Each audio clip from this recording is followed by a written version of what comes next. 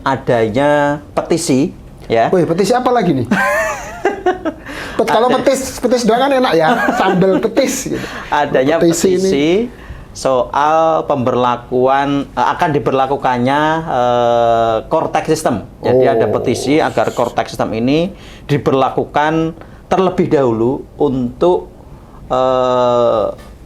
pegawai pajak. Memang kita harus melihat core tax system ini secara lebih utuh dan holistik ya, tidak hanya melihat dari satu sisi saja. Begitu. Jadi istilahnya kalau melihat gajah jangan hanya kayak orang yang buta gitu, megang telinganya, oh gajah itu lebar gitu. Kayak ilir ya, kipas kayak kipas. Oh gajah itu panjang ternyata belalainya gitu. Jadi harus benar-benar utuh karena kita alhamdulillah dikaruniai dua mata yang sehat kan. Jadi melihatnya harus utuh, jangan sebagian-sebagian.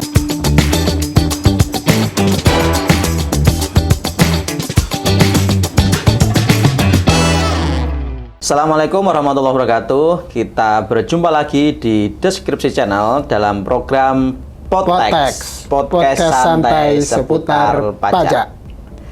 Seperti biasa, kita akan ngobrol-ngobrol santai terkait sesuatu yang sedang hits dan juga ramai menjadi perbincangan. Nggak tahu nih yang akan kita bahas pada episode kali ini termasuk yang ramai atau tidak ya bos. Cuman menurut kami kita perlu bahas kaitan dengan adanya petisi ya. Wih, petisi apa lagi nih? Kalau petis doang kan enak ya, sambal petis. Gitu. Adanya petisi soal pemberlakuan akan diberlakukannya core tax system. Jadi ada petisi agar core tax system ini diberlakukan terlebih dahulu untuk pegawai pajak. Gitu. Oh, internal dulu. Iya. Ada-ada saja itu ya. Sepertinya yang membuat petisi ini terlalu khawatir dengan salah satu dampak yang akan ditimbulkan oleh pemberlakuannya core tax system. Oh, jadi pesimis gitu? Atau khawatir? Karena kan informasinya dengan adanya integrasi data dari berbagai lembaga. Itu kan nanti wajib pajak seperti apa? Seperti kita tuh seperti di dalam akuarium kalau dilihat oleh Fiskus begitu. Ditelanjangin nggak itu? Pengennya yang membuat petisi ini adalah agar yang dalam tanda petik ditelanjangi ini ya Fiskus dulu gitu. Orang-orang pajak dulu lah ya. Jadi orang-orang pajak yang penerapannya didulukan. Nanti mau nggak didulukan? Karena coba hartamu di mana saja kan gitu kan? Betul.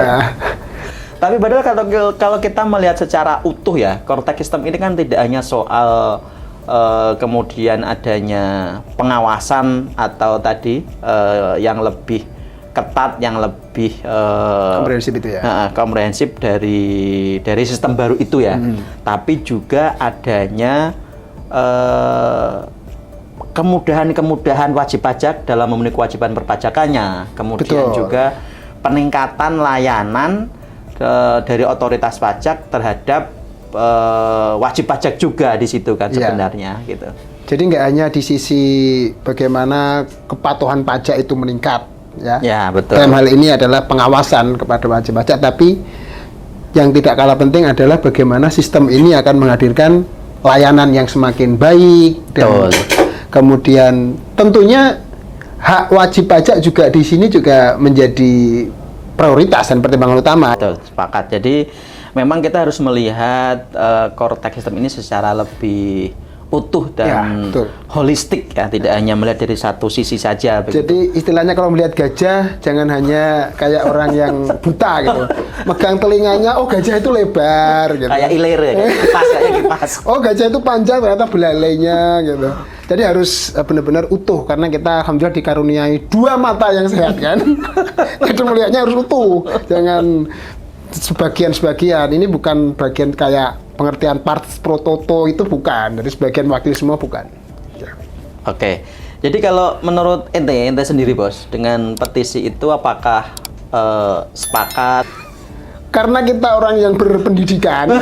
Maksudnya apa? Dan di karunia itu bisa memberikan analisa dan nalar yang ini ya logis gitu. Artinya bahwa sistem atau korteks sistem ini, kalau orang punya banyak siap ya, pembaruan sistem inti administrasi namanya, singkatannya aja pembaruan sistem inti administrasi perpajakan. Nah, pada dasarnya adalah ketika kita melihat ini, tentunya kita harus urai nih bos, biar teman-teman juga semua ada ini ya perspektif lain, kemudian ada ternyata seperti ini, jadi tidak hanya melulu ini nanti kalau ada sistem yang baru maka tabungan kita bisa diakses, harta kita berupa ini bisa diakses, tetapi lupa bahwa dengan adanya sistem yang baru yang tadi seperti bagaimana kita akan dipermudah dalam melakukan administrasi kewajiban dan juga bahkan haknya dipermudah itu. Dan kalau kan pegawai pajak itu sekitar 40 ribuan ya, 40 sekian lah, 42 ribuan lah sekitar itu. Itu kan sistem yang dibangun, yang kemudian juga servernya kan server yang besar ya. Iya, iya. Kemudian juga kalau kita melihat tadi soal itu tidak hanya soal pengawasan melulu, tapi tadi kemudahan dalam memberikan layanan, kemudian kemudahan dalam wajib pajak memenuhi kewajibannya, kemudian dalam memperoleh haknya, kemudian juga yang tidak kalah pentingnya adalah bahwa dengan adanya korteks sistem ini itu basis data akan semakin luas gitu. Nah, itu. Nah, kalau kemudian penggunaannya skup tertentu, apalagi misalkan skup untuk fiskus orang pribadi kan ini kalau boleh dibilang, nah, itu nanti kemudahan uji coba untuk kemudahan layanannya itu seperti apa? Ini kan malah jadi kurang efektif lah ya kalau boleh dibilang. Nah, dengan korteks sistem nanti, dengan adanya kerjasama antar lembaga, kemudian data bisa diberikan secara lebih real time ya, walaupun mungkin nanti apakah benar-benar waktunya itu tidak ada jeda atau mungkin jeda 1-2 hari ya, atau 1 minggu, tapi paling tidak ketika nanti ada satu kesatuan data dari berbagai lembaga itu, tentu nanti basis data kita akan semakin luas, akan semakin besar, sehingga kekhawatiran kalau tidak salah ya disebutkan juga dalam uraian petisinya itu bahwa sehingga yang nanti yang menjadi sasaran pajaknya itu tidak hanya itu saja dengan korteks sistem ini. Jadi nggak ini berburu di kebun binatang lagi ya? Iya, jadi nanti kebun binatangnya akan diperluas. Otoritas pajak juga akan bisa lebih cepat untuk melihat, untuk menangkap potensi-potensi pajak yang mungkin bisa dikonversi menjadi penerimaan negara kan gitu. Dan mungkin ini juga sih bos, terkait dengan tadi yang dibahas di dalam petisi itu. Kalaupun nanti ini kemudian diaplikasikan, kan ada beberapa yang diaplikasikan itu ya, layanan-layanan atau proses bisnis yang di awal akan diaplikasikan. Itu kan ketika dia diaplikasikan ya semua akan kena gitu loh. Iya, betul. Yang bisa memanfaatkan proses bisnis A atau mungkin kemudahan di titik ini ya nggak hanya 40-an ribu orang yang di DJP, tapi semua wajib pajak ya yang tercover di dalam terdaftar di dalam sistem di DJP itu. Jadi semua wajib pajak, sehingga ya kalaupun nanti akan melihat dari aspek pengawasan apakah ini ya tentunya 40 ribu orang pajak ini akan kelihatan juga, ya kan? Fiskut kan wajib pajak juga. Wajib pajak juga pasti akan kelihatan punya tabungan di mana, punya investasi apa saja, kan kelihatan juga di situ. Betul. Kenapa harus cakupannya ini tapi harus diperluas juga seperti itu. Betul. Jadi dengan diperluas itu fiskusnya juga pasti terjaring di situ gitu. Dan kalau berdasarkan informasi yang kita dapat ya, mungkin nanti kalau misalkan ada koreksi atau ada ini beberapa fitur awal nanti yang untuk biar lebih mempermudah wajib pajak mendapatkan layanan-layanan itu kan antara lain yang pertama itu kan soal registrasi ya, atau pendaftaran itu. Jadi nanti wajib pajak ketika akan melakukan registrasi itu juga akan lebih mudah dengan nanti adanya korteks sistem ini. Registrasi tadi berarti mencakup yang belum ber-NPWP, data NPWP, kemudian PKP, oh gitu. Ya, dan termasuk perubahan ya, lainnya. Iya, perubahan data ya. Ketika mau merubah data nggak perlu datang ke kantor pajak ribet-ribet ya. Iya, untuk mensinkronkan data, misalkan ada perubahan akta atau perubahan alamat atau apapun, nanti dengan adanya kontak sistem itu akan lebih dipermudah lah begitu. Kemudian juga nanti adanya pembayaran. Jadi nanti ada proses pembayaran multi akun untuk SPT itu? Unifikasi. Jadi berbagai akun bisa langsung dibuat dalam satu ini pembayaran gitu, billing pembayaran. Kemudian dimungkinkan kita bisa melihat riwayat transaksi juga. Jadi kan wajib pajak juga akhirnya bisa mengetahui riwayat transaksi saya itu pembayarannya kemarin ini, ya ada rekodnya. Jadi nggak perlu nanti setelah bayar nggak perlu di screenshot disimpan, nggak perlu. Ya. Tinggal buka akunnya di DJP. Itu ada rekodnya semua. Gitu. Terus kemudian juga ada akun wajib pajak. Jadi nanti akun wajib pajak itu tempat pencatatan, penyimpanan, dan penyampaian data atau informasi termasuk dokumen terkait pelaksanaan hak dan pemenuhan kewajiban perpajakannya. Jadi nanti itu juga ada rekodnya di situ, sudah menyampaikan apa segala macam. Penyampaian SPT itu juga akan menjadi lebih mudah karena apalagi untuk orang pribadi nanti ada pre-populated ya, jadi data-data mereka itu sudah masuk ke dalam sistem DJP, kemudian nanti wajib pajak tinggal mengotorisasi, itu yang disosialisasikan ya, yang disampaikan, tinggal mengotorisasi, yes, kalau memang itu sesuai dengan yang keadaannya sebenarnya, udah nanti akan muncul. Jadi misalnya seorang dokter nih, karena praktek di banyak tempat, klinik, rumah sakit, di sini dipotong pajak, di sana dipotong pajak. Nanti itu yang sudah dipotong akan terrekod di akunnya dia. Tinggal mau dipakai, mau dilaporkan, diklik gitu ya. Iya, betul. Artinya memang kemudian juga ada layanan-layanan perpajakan yang lain ya, misalkan membutuhkan kelas pajak atau apa, itu juga sudah tercover di dalam sistem untuk tahap awal itu nanti sistem pesiap untuk tahap awal. Jadi memang kalau kita bicara Kortex sistem ini ya tadi kita harus garis bawahi, kita jangan hanya melihat itu sebagai sebuah alat untuk menelanjangi wajib pajak gitu ya, tapi juga sebuah alat untuk mempermudah wajib pajak dalam memenuhi kewajiban perpajakannya dan juga memperoleh hak-haknya gitu. Jadi ini yang perlu harus tersampaikan ya kepada masyarakat, kepada wajib pajak agar tidak perlu takut dengan pemberlakuan Kortex sistem ini. Karena harusnya malah menyambut dengan gembira gitu. Ada sistem baru gitu ya. Sistem baru. Karena memang ini ya bos, message-nya adalah message pesan maksudnya, bukan message yang lain. Message-nya adalah selain tadi kewajibannya yang tersampaikan, haknya juga di sini juga jadi prioritas ya. Ya, betul. Mungkin untuk informasi bahwa haknya wajib pajak itu tidak hanya dapat NPWP, kemudian NPWP-nya bisa digunakan untuk proses apa-apa. Selain itu kan juga banyak ya. Seperti yang pernah viral, misalnya minta pengembalian.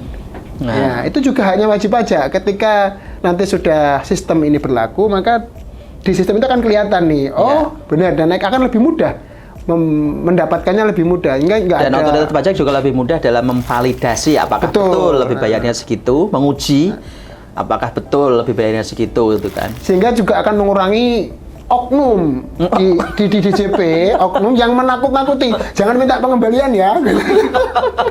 Nanti kamu akan diperiksa. Nah, itu kan hal-hal semacam itu ketika memang semua sudah dilakukan, kewajibannya sudah dipenuhi, seperti yang sering kita sampaikan ya.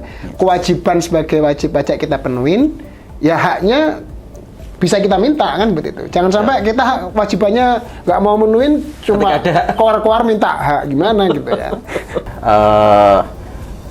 Munculnya petisi itu mungkin kan itu tadi orang ada yang melihat hanya atau masyarakat melihat ini alat untuk mengawasi atau mengontrol kita gitu lah, tapi belum melihat manfaatnya, kemudian kemudahan yang akan timbulkan ketika nanti itu sudah berlaku. Kira-kira menurut ente bro, itu penyebabnya apa? Kok apakah kurangnya sosialisasi? Ya, mungkin kalau kita melihat ini kan sebuah sistem yang memang baru ya, dan sangat komprehensif. Artinya inilah yang menggantikan sistem yang sekarang ada di DJP. Apa sekarang? SIDJP. SIDJP itu ya. Dan yang selama ini kan disampaikannya bahwa memang belum terintegrasi secara penuh gitu ya. Masih part-partnya ada aplikasi masing-masing. Nah ini kemudian dengan adanya sistem ini seharusnya memang ya proses untuk memperkenalkannya, sosialisasi lah bahasanya itu ya ke kalangan kayaknya perlu lebih diperluas, lebih sering untuk disampaikan baik melalui media sehingga kan nanti masyarakat juga akan teredukasi. Ya, jangan sampai yang muncul di medsos, yang muncul di media adalah dalam tanda kutip orang-orang yang ingin mencari panggung dengan manfaatkan pokoknya asal serang lah gitu kan. Kan seksi banget tuh nyerang orang pajak sama orang bea cukai kan seksi kan. Saya bukan membela bea cukai dan pajak. Kalau membela seksi nggak? Kalau membela seksi. Kalau membela dikirain buzzer.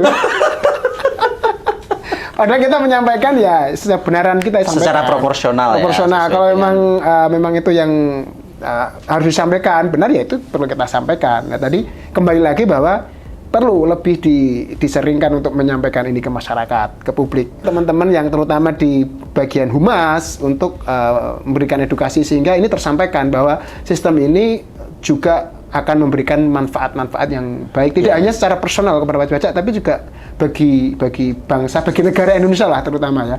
Dan mungkin polanya atau titik tekannya jangan dikedepankan ini sebagai alat kontrol ya, tapi lebih pada ini alat untuk akan lebih bisa memberikan kemudahan wajib pajak dalam memenuhi kewajiban-kewajiban perpajakannya, memperoleh hak-haknya, kemudian kemudahan-kemudahan lainnya dalam proses administrasi perpajakan dan sebagainya begitu. Jadi perlu disampaikan itu juga yang lebih dipersering. Jadi kalau orang menyampaikan dari sisi pengawasan, kita tambahin lah dari sisi sininya ya bermanfaat gitu.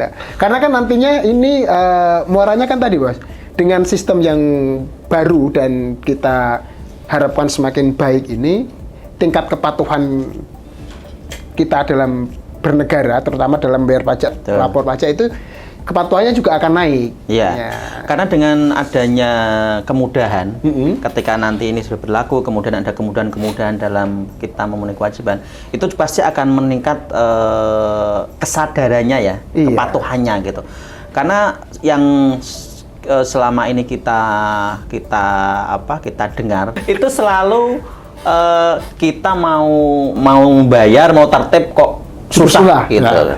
Nah, tentu dengan nanti berlakunya Kortek kemudian lebih mudah dalam memenuhi kewajiban perpajakan itu harapannya tentu akan kepatuhan pajak itu akan lebih meningkat dan pada ujungnya pada akhirnya akan meningkatkan penerimaan perpajakan. Dan menurut hitung-hitungannya ya, simulasi mungkin ya sifatnya itu kalau nanti diberlakukan itu bisa menaikkan tax ratio paling enggak di 1,5%-an itu.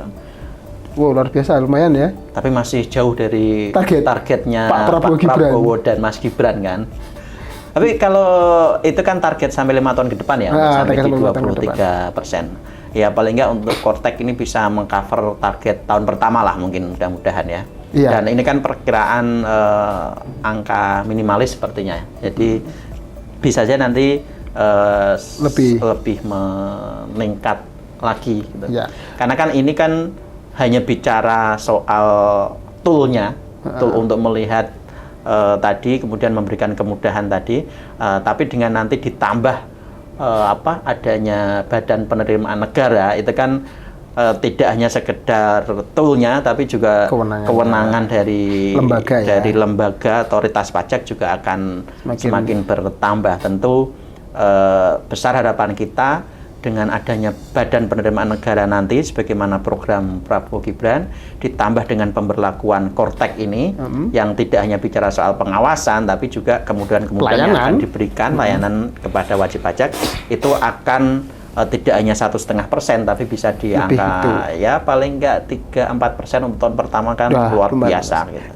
Dan perlu catat bahwa ini ujungnya tax ratio, nanti pajak naik. Bukan tarif pajak yang naik ya. Ya, betul. Karena tadi basis data semakin luas, jadi orang-orang yang belum dikenai pajak, dengan adanya ini, data mereka bisa diakses. Mungkin yang perlu disampaikan juga oleh otoritas pajak atau pemerintah dalam hal ini kaitan dengan core tax system ini, bahwa nanti ini tadi ya seperti yang sudah kita singgung bisa memperluas basis data gitu. Jadi orang yang tadinya ikut iuran misalkan 10, ini dengan memperluas basis data ini bisa jadi 20 begitu. Betul. Artinya justru malah tarif pajak akan semakin diturunkan ya Mas. Misalkan let's say kita bilang kita butuh 3.000 lah misalkan. Kemudian selama ini yang iuran untuk 3.000 itu ada 1.000 orang gitu. Berarti kan mereka menanggung berapa tuh kalau kita anggaplah kita bagi rata ya, itu berarti sekitar Rp3 ya. Tapi kemudian ternyata sekarang yang iuran karena adanya perluasan basis pajak tadi, adanya core tax system, jadi orang 5.000 dari yang tadinya 1.000 begitu. Nah, mereka bahkan hanya iuran Rp1 saja, itu hasilnya akan lebih besar dibanding tadi yang 1.000 orang iurannya Rp3 gitu. Artinya justru malah ada potensi tarif pajak bisa diturunkan ya, bos sekali dalam hal ini ketika memang tadi basis pajaknya semakin besar dan semakin luas. Sama lah analoginya ketika memang tadi analoginya iuran. Kalau di dalam sebuah RT nggak ada yang nggak membayar iuran kan ketahuan ya. Ini kan kita nggak ketahuan. Makanya dengan sistem ini supaya ketahuan dibangunlah dan diterapkan sistem ini nanti. Jadi semua warga negara yang memang secara aturan sudah memiliki memenuhi kewajiban sebagai subjek pajak, menjadi wajib pajak karena dia punya objek pajak ya harus. Yang lainnya bayar, masa nggak bayar gitu kan, sama-sama hidup di Indonesia, biar juga akhirnya ya tadi selain terkumpul juga rasa kebersamaan. Mudah-mudahan perbincangan kita pada episode kali ini bisa memberikan tambahan insight buat siapapun, tidak hanya yang membuat petisi ya, tapi itu yang sudah tanda tangan bisa ditarik balik nggak itu? Kepada siapapun untuk ya bisa memahami secara lebih komprehensif terkait nanti hadirnya core tax system ini yang harus kita sambut dengan riang gembira. Tonton terus Deskripsi Channel dalam program Podtext, podcast santai seputar pajak. Jangan lupa untuk terus subscribe, like, dan juga komen. Terima kasih. Assalamualaikum warahmatullahi wabarakatuh.